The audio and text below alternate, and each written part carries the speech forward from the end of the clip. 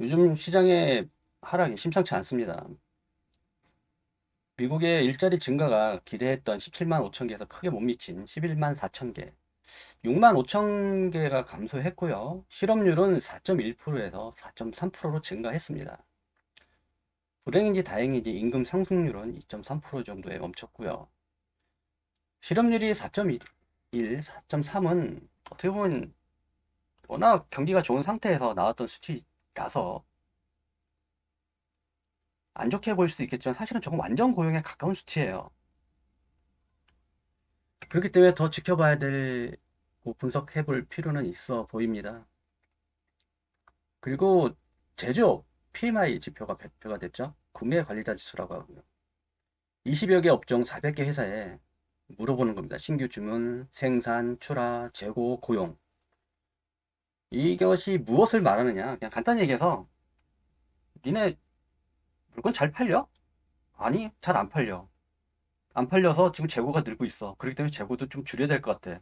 또 재고를 줄이기 위해서는 생산도 좀 줄여야겠죠. 그래 재고도 줄고. 그렇기 때문에 물건도 잘 안 팔리고 안 나가기 때문에 당연히 고용도 줄 수밖에 없는 겁니다. 이것을 실물 경제에서 직접적으로 다이렉트로 물어봐서 그 지표를 뽑아내는 게 제조업 PMI 지표고요. ISM 제조업 지표라고도 합니다. 그리고 중요한 것은 또 서비스업 PMI 발표가 또 있죠. 아무래도 제조업이 이렇게 나왔으면 서비스업도 안 좋게 나올 확률이 높아요. 그러면 이제는 중요한 것은 이제까지 고금리를 계속 유지했기 때문에 소비가 줄고 경기가 위축됐다고 하면 이제 금리를 인하를 해서 다시 돈을 좀 풀어야 시장이 살아날 거 아닙니까? 그렇기 때문에 이제는 다음 주에는 이제 연준 의원들의 발언이 하나씩 있어요. 그 발언 내용을 잘 들어봐야 되고요. 그리고 CPI, PCE 지표를 보는 것이 상당히 중요합니다. 왜냐하면 연준의 목표는 2%의 물가 상승이에요. 2%.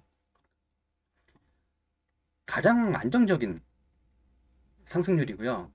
만약에 2%를 위협하는 수치가 나오면 금리 인하를 당연해야 됩니다. 그렇지 않고 2%를 넘어서는 그런 어떤 꾸준한 물가 상승률이 보인다면 뭐 2.5라든지 뭐 6이라든지 뭐 그렇게 계속 나오면은 금리 인하를 할 수가 없어요. 그렇기 때문에 시장은 한 번 더 놀라서 더 폭락할 수 있는 환경이 조성되는 거죠.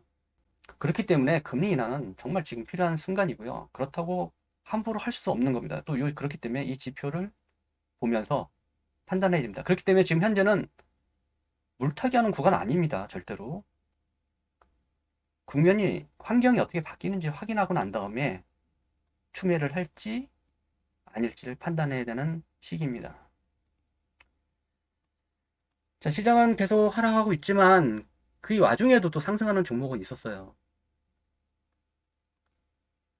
그전 영상에서도 말씀드렸던 것처럼 이제 재건 관련주, 뭐 트럼프 관련주들은 좀 머리가 무거워졌다라고 말씀드리고 난 다음부터는 계속 하락했어요.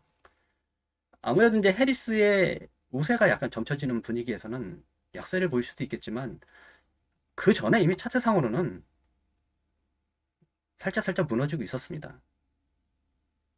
차트가 후행성이지만 꼭 그렇지는 않아요. 차트를 보면서 앞으로 어떻게 되겠다 예측 가능합니다. 충분히. 단지 그게 눈에 보이지 않는 사람들이 그렇게 얘기하는 겁니다. 차트는 후행성이에요. 그렇지 않습니다. 충분히 선행성 될 수 있습니다. 종목을 한번 볼까요? 조선 기자재주들은 그래도 견조하게 잘 버팁니다. 아무래도 실적이 받쳐주고 앞으로 성장성이 눈에 보이는데 이런 악재, 미국의 소비가 줄고 뭐 하는 거하고는 좀 상관이 크게 없겠죠. 그리고 이제 경기 방어죠. BJF 리테일, GS 리테일, SK텔레콤, KT, LG 생활건강. 경기 방어주라고 하는 이유가 경기가 안 좋아진다고 해서 우리가 세수할 때 비누 들 쓰고 머리 감을 때 샴푸 들 쓰지 않지 않습니까? 핸드폰 요금 줄이고 뭐 정액제를 사용하다가 갑자기 뭐 다른 대포폰을 쓴다든가 뭐 그러진 않을 거 아닙니까? 그럴 때 핸드폰 요금은 경기 방어주에 들어가고요. 그리고 기본적으로 먹고 좀씩 쓰는 것들은 그렇게 하하지 않습니다. 그러니까 경기 방어주가 좀 올라온다는 것은 그만큼 시장이 좋지 않다는 걸 의미하기도 합니다. 그 요즘 전쟁 관련주로 해가지고 미래생명자원, 한일사료 그런 종목들이 좀 올라왔고요. 세력은 이런 데서 들어와서 그냥 아, 아.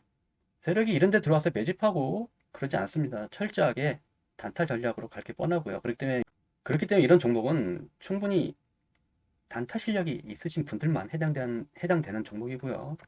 그리고 지난 영상에서 말씀드렸듯이 이제 코로나가 요즘 심상치 않다.